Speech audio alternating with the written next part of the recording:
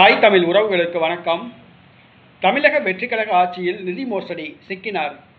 தமிழக வெற்றிக்கழக ஆட்சியில் நிதி மோசடி சிக்கினார் என்ற தலைப்பில் இந்த காணொலியை காண்கிறோம். காமராஜர் மதிய உணவு திட்டத்தை கொண்டு வந்தார். எம்ஜிஆர் சத்துணவு திட்டத்தை கொண்டு வந்தார். கருணாநிதி சத்துணவுடன் முட்டை போட்டார். ஆனால் மு.க. ஸ்டாலினோ காலை உணவு திட்டத்தை கொண்டு வந்தார். 1 முதல் 5 வகுப்பு வரை படிக்கும் அரசு பள்ளியில் படிக்கும் மாணவ மாணவிகளுக்கு காலை உணவு திட்டத்தை கொண்டு வந்தார். அந்த திட்டம் தற்பொழுது 8ஆம் வகுப்பு வரை நீட்டிக்கப்பட்டுள்ளது. இந்த காலை உணவு திட்டத்துக்கு நிதியானது எங்கிருந்து வருகிறது என்று பார்த்தோம் என்று சொன்னால், தாழ்த்தப்பட்டோர் துறைக்கான ஒதுக்கப்பட்ட நிதியிலிருந்து 63 கோடி ரூபாய் நிதி இந்த காலை உணவு திட்டத்துக்கு பயன்படுத்தப்பட்டுள்ளது. பழங்குடியினர் துறையிலிருந்து 6 கோடி ரூபாய் நிதி எடுத்து காலை உணவு திட்டத்துக்கு பயன்படுத்தப்பட்டிருக்கு. இன்றைக்கி தாழ்த்தப்பட்டோர் மற்றும் பழங்குடியினர் தமிழ்நாட்டில் பின்தங்கி இருக்காங்க. அவங்களுடைய நலனுக்காக வேண்டி தமிழக அரசு நிதி ஒதுக்கியிருக்கு.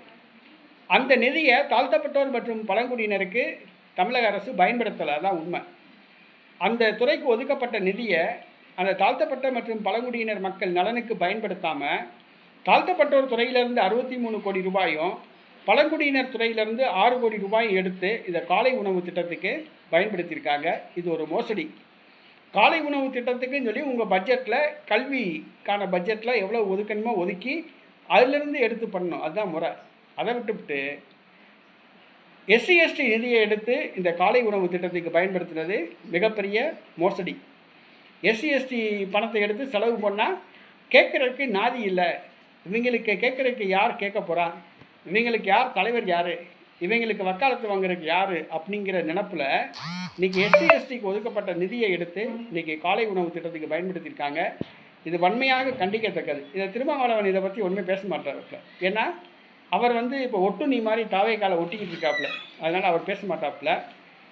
இந்த ஆதி திராவிடர் தாழ்த்தப்பட்டோர் மற்றும் பழங்குடியினர் நலத்துறையிலிருந்து ஒதுக்கப்பட்ட அந்த நிதியை காலை உணவு திட்டத்துக்கு பயன்படுத்தப்பட்டது நிதி தப்பு, மிகப்பெரிய தவறு. அந்த SC/ST நிதியை மீண்டும் SC/ST துறைக்கு வழங்க வேண்டும் என்று கேட்டுக்கொள்கிறோம்.